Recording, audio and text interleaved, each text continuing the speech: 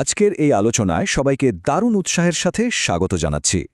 আজ আমরা এমন এক অদৃশ্য শক্তির কথা জানব যা আমাদের চারপাশের পুরো পৃথিবীটাকে রীতিমতো সচল করে রেখেছে।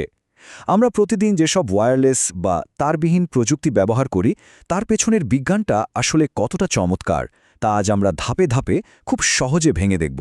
তো চলুন শুরু করা যাক। কখনো কি ভেবে দেখা হয়েছে কোনো তারের সংযোগ ছাড়াই কিভাবে আমাদের ফোন বা ল্যাপটপ ইন্টারনেটের সাথে যুক্ত থাকে? কিভাবে এক জায়গা থেকে আরেক জায়গায় এত ডেটা চোখের পলকে উড়ে চলে যায়? বিজ্ঞানের দৃষ্টিকোণ থেকে এর পেছনের রহস্যটা কিন্তু ভীষণ রোমাঞ্চকর। এই যে অদৃশ্য সংযোগ, এর পেছনে লুকিয়ে আছে চমৎকার এক পদার্থবিজ্ঞান। তো চলুন চট করে দেখে নিয়ে আজকে আমাদের আলোচনার বিষয়গুলো কি কি। আজ আমরা কথা বলবো দৈনন্দিন জীবনে ওয়াইফাই নিয়ে, এরপর জানব চার্জ এবং ইলেকট্রিক ফিল্ড সম্পর্কে, এরপর আসবে চলন্ত চার্জের ম্যাগনেটিক ফিল্ড, কিভাবে তরঙ্গের জন্ম হয়, পানির ঢেউয়ের একটা দারুণ উদাহরণ দেখব, আর সবশেষে জানব আমাদের চারপাশের প্রযুক্তি নিয়ে। প্রথমেই চলে আসছি আমাদের প্রথম পর্বে, দৈনন্দিন জীবনে ওয়াইফাই, আমাদের সেই অদৃশ্য সংযোগ। সত্যি বলতে কি, বর্তমানে আমাদের দৈনন্দিন জীবন ওয়াইফাই আর মোবাইল নেটওয়ার্ক ছাড়া এক মুহূর্ত কি কল্পনা করা যায়? একদমই না। মানুষের পারস্পরিক যোগাযোগ থেকে শুরু করে আধুনিক সমাজের প্রায় প্রতিটি গুরুত্বপূর্ণ কাজ নির্ভর করছে এই অদৃশ্য সিগন্যালগুলোর উপর।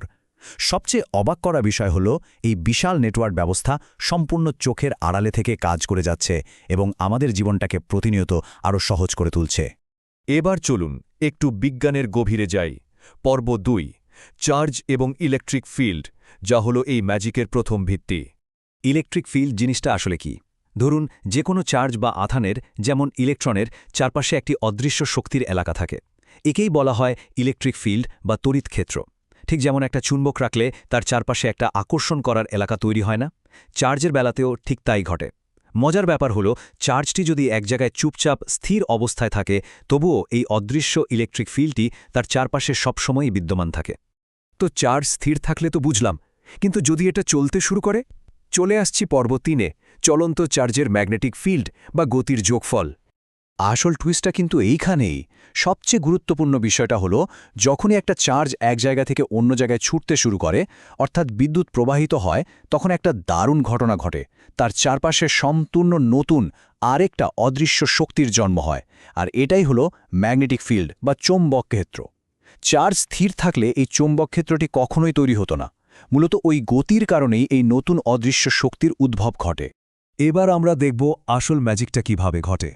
আমাদের চতুর্থ পর্ব, তরঙ্গের জন্ম ও ম্যাজিক, কাঁপনের শক্তি।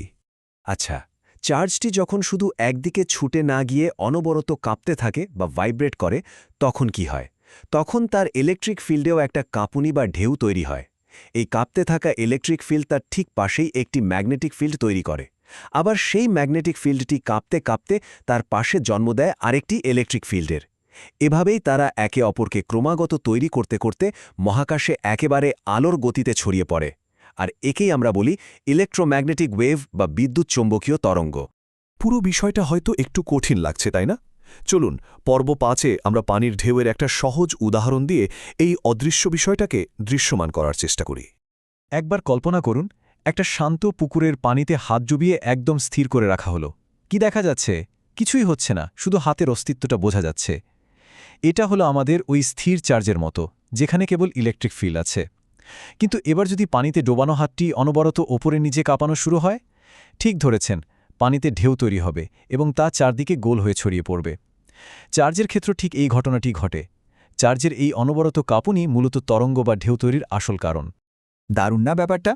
এবার চলুন আমাদের শেষ পর্বে দেখি আমাদের চারপাশে ইলেকট্রোম্যাগনেটিক প্রযুক্তিতে এর বাস্তব প্রয়োগটা কেমন।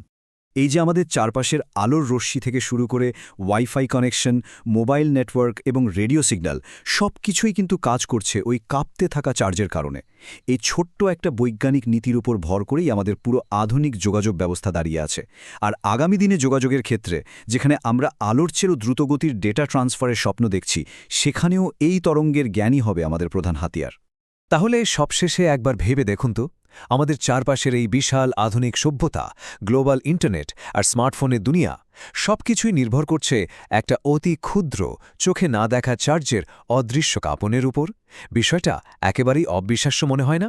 বিজ্ঞানের এই অতি সাধারণ কিন্তু ভীষণ শক্তিশালী নীতিটি আমাদের প্রতিদিনের জগৎকে এত সুন্দরভাবে কানেক্ট করে রেখেছে। আশা করি এই চমকপ্রদ বিজ্ঞান নিয়ে আরও জানার তৃষ্ণা সবার মনে জেগে উঠেছে।